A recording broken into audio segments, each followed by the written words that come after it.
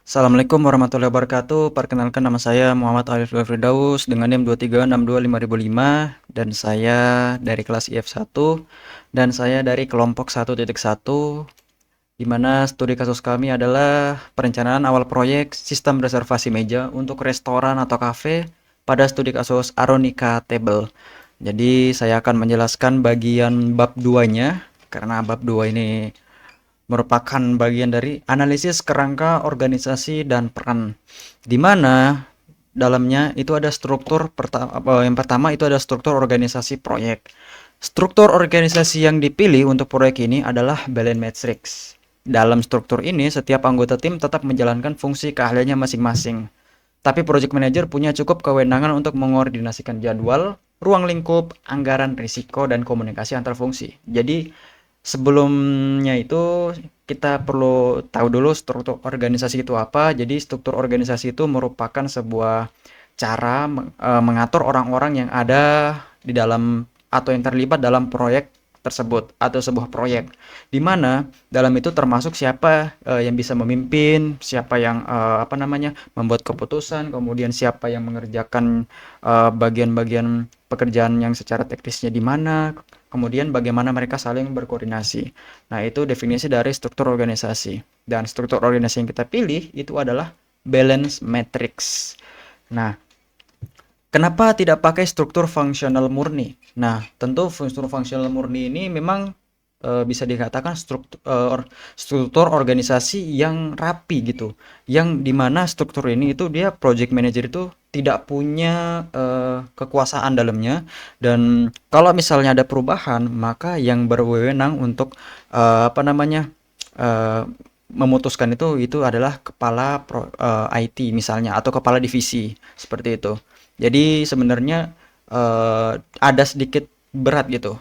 Jadi project manager tidak bisa mengambil keputusan, hampir tidak memiliki kekuasaan di situ, tapi sedangkan kepala divisi itu bahkan punya gitu. Nah, jadi makanya kita tidak pakai struktur fungsional murni atau yang istilahnya itu functional organization gitu. Nah, sederhananya, project manager butuh lebih banyak kendali agar keputusan tidak terlalu lambat atau proyek tidak terjebak di birokrasi masing-masing divisi. Itu tadi yang sebelumnya saya sampaikan bahwa karena functional murni ini dia functional organization ini dia tidak istilahnya tidak memberikan project manager ini kekuasaan penuh, maka ya kita itu tidak dibutuhkan, tidak tidak kita pakai karena project manager di sini yang kita butuhkan adalah dia harus bisa lebih banyak kendali agar keputusannya itu tidak lambat dan proyeknya tidak terjebak dalam birokrasi masing-masing. Kemudian ada juga struktur projectized penuh juga tidak cocok karena mengingat skala proyek ini tergolong menengah dan beberapa anggota tim masih punya tanggung jawab lain di luar proyek. Jadi projectized organization ini dia kebalikan dari functional functional organization ya, di mana PM itu atau project manager itu dia sangat sekali berkuasa, tapi di mana semua anggota itu hanya fokus ke project itu, tapi karena kekurangannya itu dia mahal. Jadi dia harus project besar memang.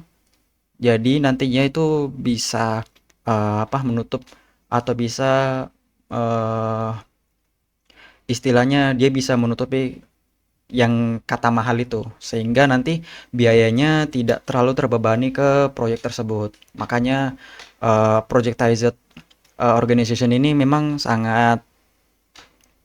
bisa untuk membuat project manager itu punya kekuasaan penuh, tapi di sisi lain ya harganya juga mahal karena strukturnya seperti itu. Di sini Kersner 2022 menjelaskan bahwa pemilihan struktur organisasi proyek perlu mempertimbangkan tiga hal, yakni kompleksitas proyek, ketersediaan sumber daya lintas fungsi, dan seberapa besar kewenangan yang dibutuhkan project manager. Nah, jadi sudah tepat kenapa kita pakai balance metric. Jadi balance metric itu sendiri ya sebenarnya itu eh, dia proyek yang membutuhkan koordinasi lintas lintas apa ya? Lintas bidang kalau nggak salah namanya. Jadi intinya antara bidang satu dan bidang lainnya, peran satu dan peran lainnya itu saling berkomunikasi, saling bisa berkoordinasi. Tanpa ada dia harus seperti tadi yang functional organization. Tanpa harus ketika ada perubahan dia harus melapor ke kepala IT atau kepala divisi.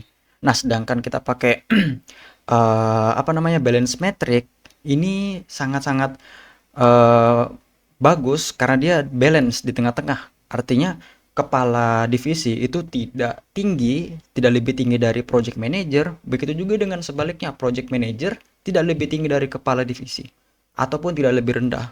Jadi mereka tengah-tengah balance. Itu makanya disebut dengan balance metric. Jadi dia tidak ada yang dominan seperti itu. Nah, di bawah sini itu ada posisi di mana project sponsor itu adalah pemilik restoran, di mana perannya itu menyetujui project charter, anggaran, prioritas bisnis, perubahan besar, dan penerimaan akhir. Kemudian ada project manager di mana dia mengintegrasikan seluruh rencananya, dia mengelola skopnya, jadwal biaya, risiko, mutu, komunikasi, dan koordinasi stakeholder. Dan ada juga peran posisi lainnya yang bisa lihat bahwa ada product owner, ada sistem analis, UI UX designer, developer, quality assurance, dan admin terakhir. Kemudian masuk yang kedua, titik dua, yaitu peran project manager. Tugas utama project manager adalah memastikan proyek benar-benar menghasilkan manfaat bisnis yang tertulis di project charter. Bukan hal kecil.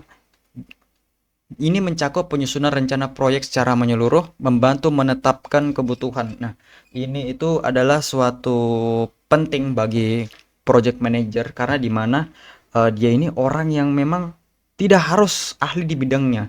Misalnya dia masuk ke manajer pembuatan sistem seperti ini, website atau aplikasi, dia tidak harus bisa coding. Nah, project manager itu dia harus bisa membuat sebuah manajemen proyek ini benar-benar terstruktur dan dipastikan bahwa misalnya proyek ini selesai harusnya tepat waktu, kemudian biayanya harus sesuai, skopnya harus sesuai, bahkan risikonya harus bisa dia kendalikan kalau misalnya nanti ada risiko.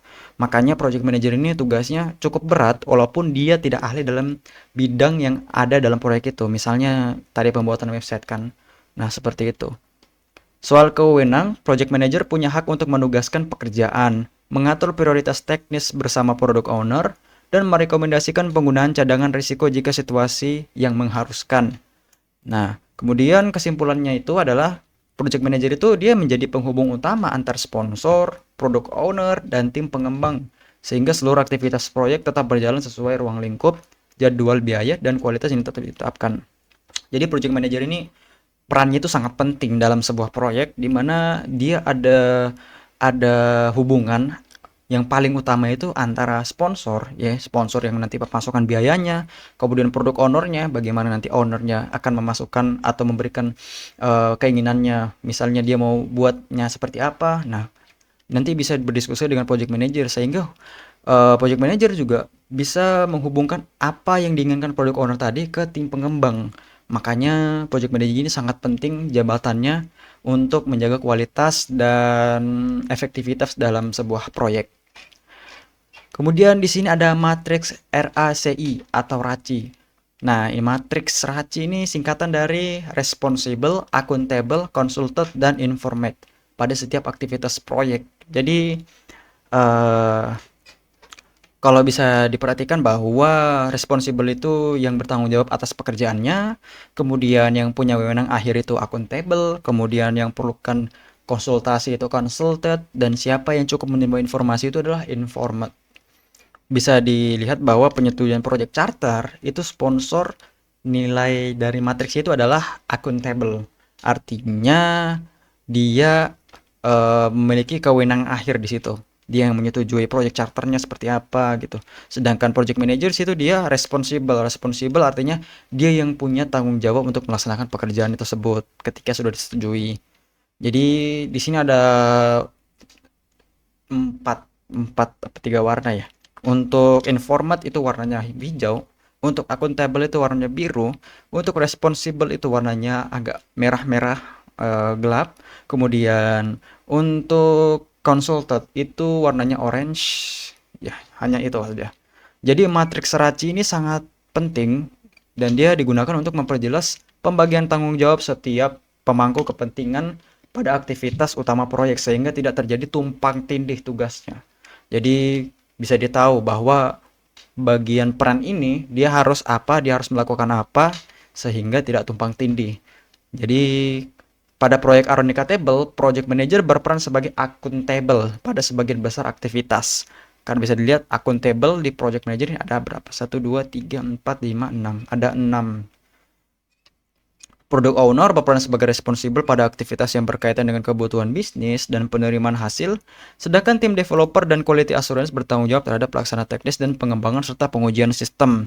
Sponsor hanya menjadi akuntabel pada keputusan strategis seperti persetujuan project charter dan lain-lain. Kemudian pembagian ini bisa diharapkan meningkatkan koordinasi mereka, koordinasi kita, dan memperjelas alur komunikasinya. Kemudian meminimalkan konflik peran selama pelaksanaan proyek. Jadi kesimpulan dari saya adalah struktur organisasi proyek ini sangat penting karena bagaimanapun sebuah proyek kalau misalnya dari masing-masing tim, masing-masing orang itu punya keinginan sendiri tanpa harus dimusyawarahkan, tanpa harus memiliki struktur, maka itu proyek akan tidak jalan. Bahkan proyek itu akan ibaratnya terhambur atau tidak teratur.